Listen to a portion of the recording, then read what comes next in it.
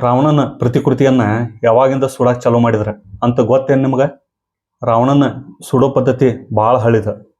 1948ರಾಗ ಜಾರ್ಖಂಡ್ನ ರಾಜ್ಯದಾಗ ಪಾಕಿಸ್ತಾನದ ಕೆಲವು ನಿರಾಶ್ರಿತ ಕುಟುಂಬದವ್ರ ವಿಜಯದಶಮಿ ಟೈಮ್ದಾಗ ರಾವಣನ ಸುಡೋ ಪದ್ಧತಿ ಚಾಲೂ ಮಾಡಿದ್ರು. ಇದು ನಾಸಿಕ್ ಮತ್ತು ದಿಲ್ಲಿ ಅಂಥ ಸಿಟಿಗೂ ಹರಡಿತ್ತು. ಮತ್ತು ಅಕ್ಟೋಬರ್ 17, 1953ರಾಗ ದಿಲ್ಲಿ ರಾಮಲೀಲಾ ಮೈದಾನದಾಗ ಮೊದಲನೇ ಸಲ ರಾವಣನ ಪ್ರತಿಕೃತಿ ಸುಟ್ರು. ಆದರೆ ಒಂದು ವಿಷಯ ಹೇಳ್ತೀನಿ ಕೇಳ್ರಿ.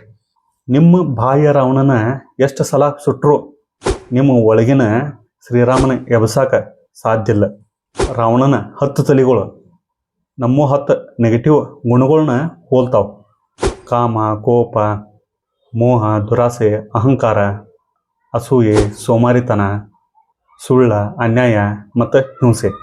ಇವನ್ನ ಸುಡೋದು ಹೊರತು ವಿಜಯದಶಮಿ ಹಬ್ಬಕ್ಕೆ ಯಾವುದೇ ಅರ್ಥ ಇಲ್ಲ.